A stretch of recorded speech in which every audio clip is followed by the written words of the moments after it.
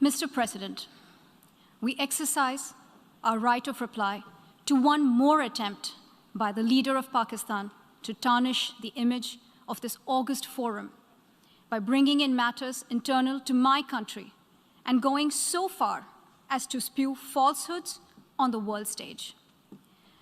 While such statements deserve our collective contempt and sympathy for the mindset of the person who utters falsehood repeatedly, I am taking the floor to set the record straight.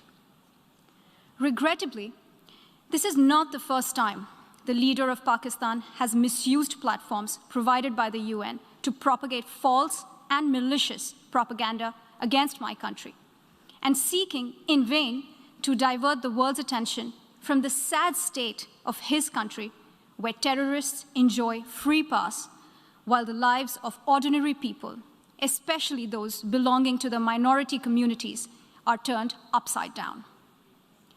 Mr. President, member states are aware that Pakistan has an established history and policy of harboring, aiding, and actively supporting terrorists.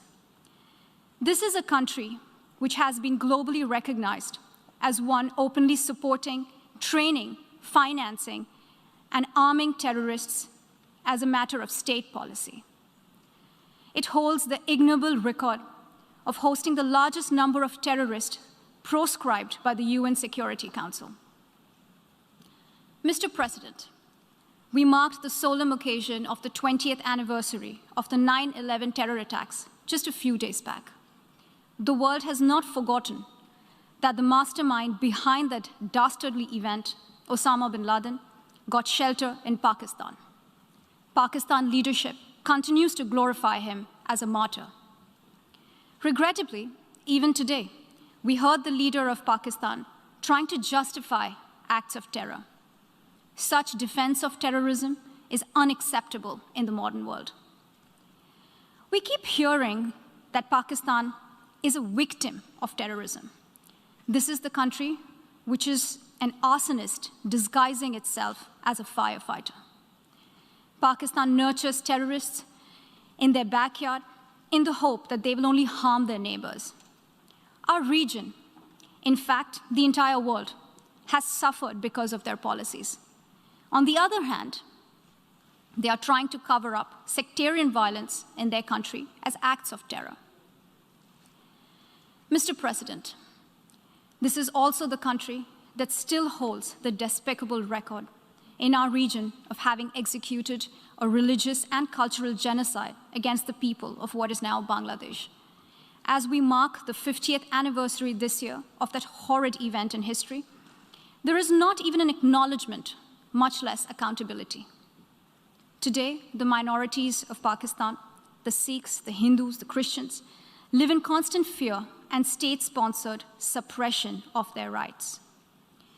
This is a regime where anti-Semitism is normalized by its leadership and even justified. Dissenting voices are muzzled daily, and enforced disappearances and extrajudicial killings are well documented. Mr. President, unlike Pakistan, India is a pluralistic democracy with a substantial population of minorities who have gone on to hold highest offices in the country, including as President, Prime Minister, Chief Justices, and Chiefs of Army Staff.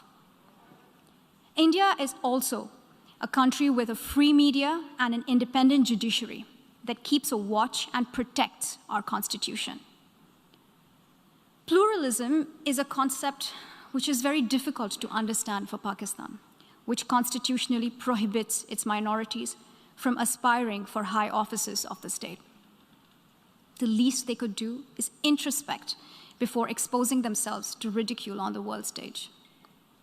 Finally, Mr. President, let me reiterate here that the entire Union territories of Jammu and Kashmir and Ladakh were, are, and will always be an integral and inalienable part of India.